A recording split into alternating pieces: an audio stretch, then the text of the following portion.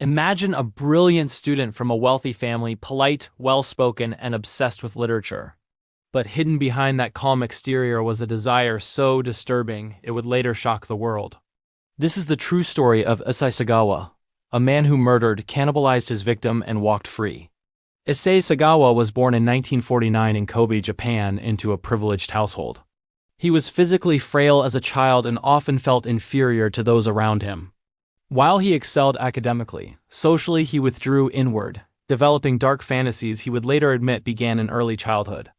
Over time, these fantasies evolved into a fixation on cannibalism, particularly involving tall Western women, whom he idealized and desired obsessively. As a young man studying literature in Japan, Sagawa's urges escalated. In his early 20s, he followed a German woman to her apartment with the intention of cutting off a piece of her flesh. He was caught and arrested, but authorities treated the case as attempted assault rather than acknowledging his true motive. His family later reached a private settlement and the charges were dropped. It was an early warning, and one that went tragically unheeded.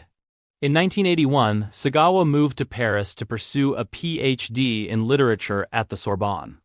On the surface, he lived the life of a quiet, intellectual foreign student. In private, his cannibalistic fantasies only deepened.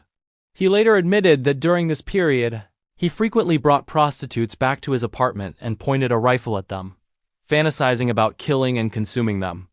Each time, he claimed, his body froze and he couldn't pull the trigger. Then he met Renée Hartevelt, a tall Dutch student from his literature class. She was kind, friendly, and unsuspecting. Sagawa invited her to his apartment under the pretense of studying German poetry together. On June 11, 1981, as Renée stood reading aloud with her back turned, Sagawa raised his rifle and shot her in the neck, killing her. What followed was calculated and horrific. After the murder, Sagawa raped her corpse, dismembered her body, and began consuming it over the course of several days. When he realized he could not bite through flesh easily, he went out and bought a butcher knife, then continued. He stored parts of her body in his refrigerator and photographed the process, later saying this moment was the fulfillment of a lifelong obsession. Eventually, the decomposition became impossible to hide. Sagawa packed Renée's remains into 2 suitcases and attempted to dispose of them in a Paris park. Passers-by noticed blood leaking from the bags and immediately contacted police. Sagawa was arrested shortly afterward and confessed in disturbing detail. In France, psychiatric evaluations declared him legally insane and unfit to stand trial. As a result, the murder charges were dropped. He was placed in a psychiatric facility, then deported back to Japan in 1984.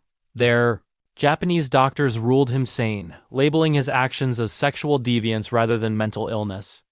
Because the French court documents were sealed and the case formally closed, Japanese authorities had no legal basis to prosecute him. After just a few years, Issei Sagawa was released. Instead of living in obscurity, Sagawa embraced his notoriety. He wrote books, appeared in interviews, participated in media projects, and became a disturbing pop culture figure in Japan. He openly discussed his crime and his urges, never expressing true remorse. Despite public outrage, he remained free for decades. Issei Sagawa never killed again, at least as far as is known. In 2022, at the age of 73, he died of pneumonia. His death passed quietly, but his story remains one of the most disturbing examples of how money, mental health rulings, and legal loopholes can intersect, allowing a man who committed an unspeakable act to escape justice.